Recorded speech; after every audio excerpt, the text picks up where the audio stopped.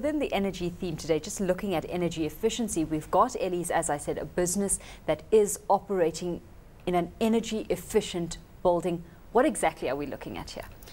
We've taken the whole building totally off grid, from the use of PV panels that drives electricity to wind generation. We've got the battery backup, but it's not just about solar panels and solar water geyser systems. It's also about going to energy efficient lighting. There isn't a single switch, light switch in the whole building. It works purely off motion and sound detection. So if you're not in your office, your light switch off. If you're sitting at your desk and you're not moving, it picks up your breathing, keeps the lights on.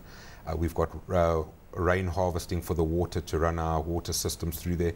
So from A to Z, we're going on a totally environmental building. Why we're doing that is just we believe as a company it's not good to just talk the talk. We like walking the walk.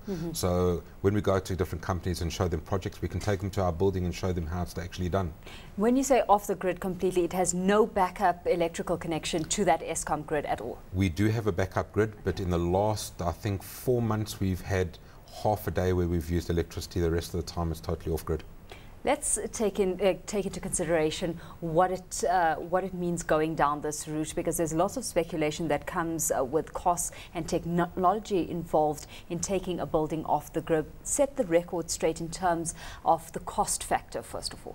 The cost factor is quite high to start off with. You know, at the moment we don't have legislation that says you can feed your power back into the grid and thereby reverse the meter metering you. But I think in South Africa we've got to go further than that. You know, I travel abroad to Europe and into China, and you cannot believe how far the rest of the world has gone as far as the responsibility of business and of homes to reduce the energy consumption from the power stations. And South Africa's lacking behind, and if you go and look, we've got the best weather in the world to do it. And I believe that South Africa as a people have got to become more socially responsible with regards to energy. What are some of the lessons that we can bring home from some of those territories that you have highlighted? The lessons are, wherever you look, there's solar water heating systems on the geysers. You'd like to believe that your geyser in your home will contribute at least 1/3 of your electricity bill. So if we can reduce that, that's one way to start. We see already, I saw in your headlines there, Kenya's opened up the first carbon trading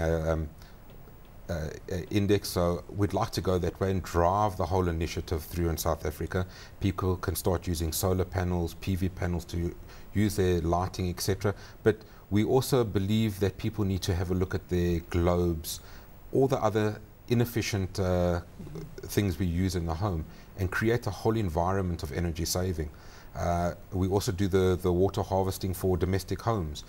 You know, we've got this whole problem in Gauteng with the rising acid levels.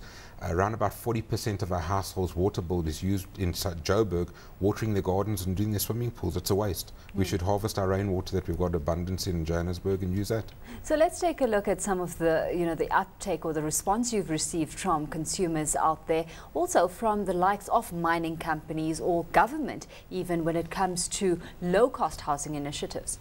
I think government's taking it very seriously. We're involved in a project in the Free State at the moment where we're taking 50 homes totally off grid. We know that there's an estimated 1 million homes that are low-cost homes are off grid at the moment, and we'd like to electrify them. It's no good giving a person a low-cost house if they don't have all the luxuries that anyone else has in hot water, electricity to drive your plug points. So it's a pilot project, and we'd like to see that rolled out everywhere.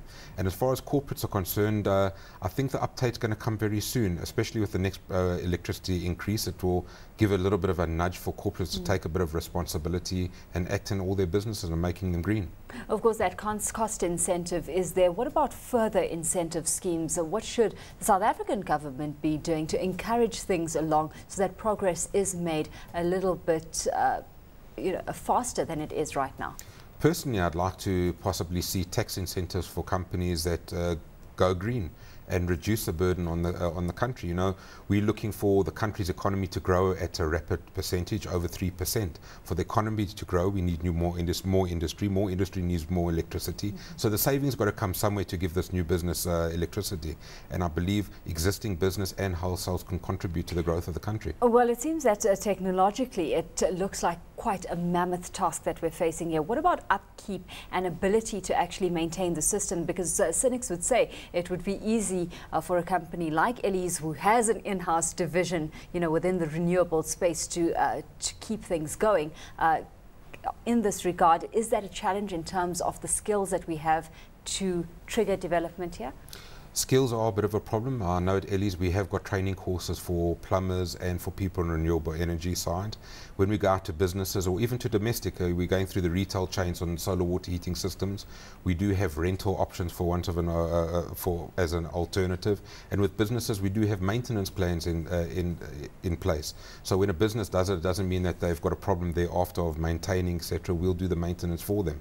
So there are plans in place. I think, as you say, skills are very scarce.